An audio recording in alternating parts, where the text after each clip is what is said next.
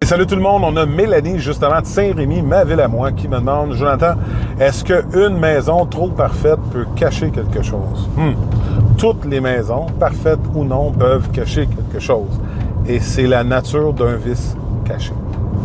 Fait que c'est un peu plate comme réponse, mais je vais un peu décrire ce que je veux dire. Une maison, première des choses, une maison parfaite a sûrement été très, très bien entretenue. OK?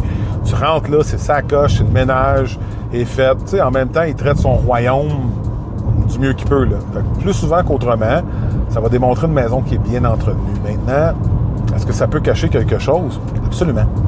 Puis ça, c'est la nature d'un vice caché. Un vice caché est inconnu. Il est inconnu du vendeur et est inconnu de toi. Donc ça, il n'y a rien qui empêcherait, suivant l'achat de ta maison, de te rendre compte qu'il y a une fissure que l'année d'après ou qui est là et qui commence à couler. Fait que la notion de vice, tu peux pas te protéger de ça. Maintenant, ce que tu peux faire, c'est que tu peux avoir une équipe alentour de ton projet qui est assez compétente pour minimiser cette chose-là. Ce qui veut dire que tu veux avoir, avant de faire la promesse d'achat, tu veux avoir un courtier qui est capable de reconnaître certains signes et symptômes, qui est capable de dire ça l'appartient au code du bâtiment d'aujourd'hui versus un autre code du bâtiment au préalable. Je vais donner l'exemple bien niaiseuse de les prises des DFT. Tu sais, les prises avec des jumpers dans la cuisine. Bien, c'est venu au code du bâtiment en 2005-2007, quelque chose comme ça. Donc, toutes les maisons après ces dates-là doivent avoir une prise des DFT. C'est au code du bâtiment. Mais une cuisine qui n'a jamais été rénovée, et une cuisine rénovée aussi en grande partie, doit avoir une prise des DFT, même si elle a été construite avant 2005 ou 2007. Là. J'ai oublié, c'est une ou l'autre. Là. Les dates. Mais une cuisine qui date de 2000, pas obligé d'avoir ça.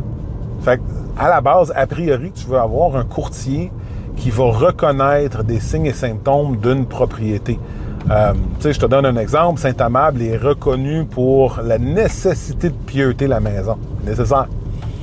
Fait que un affaissement, souvent, ce qu'on va voir, c'est des fissures qui sont jumelles. Donc, jumelles d'un côté, jumelles de l'autre côté de la maison. Pourquoi? Parce que la maison est en train de, mettons, tomber de même. Fait que tu as des points de pression qui se font à deux endroits différents. Puis là, à ce moment-là, bien, c'est un signe. Est-ce que ça veut dire que c'est sûr et certain que ça va arriver, que c'est ça? Non, mais c'est un signe. Fait que ce que tu veux avoir, c'est de t'entourer, a priori, d'un courtier qui va faire sa job et connaître sa job comme du monde. Après ça, tu veux que ce courtier-là ait des très, très bonnes références. Puis, écoute, sérieusement, pour moi, là je parle, c'est très personnel à moi, je suis aussi compétent que la pire personne que je t'amène. Fait que si je t'amène des gars vraiment pas compétents, ça m'en dit beaucoup sur qui que je suis. Si je t'amène les meilleures personnes de l'industrie, des gens que je peux, en anglais on dit vetted, parce que je les ai usés pendant plein de fois, puis que je peux avoir eu des conversations avec eux, que je peux avoir débattu avec eux, ou ce que j'ai grandi avec eux parce qu'ils ont pris le temps de me l'expliquer, puis tout le kit. Moi, je suis un gars qui pose plein de questions, c'est pour ça que je suis capable de te parler de la prise des DFT de 2005, tu comprends? Ou 2007. Je ne sais pas faire d'erreur. Hein.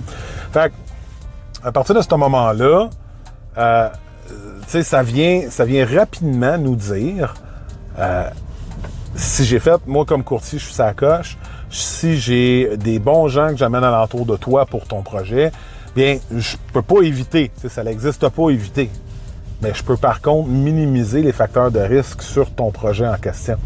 Fait que c'est toujours ça à la fin de la journée.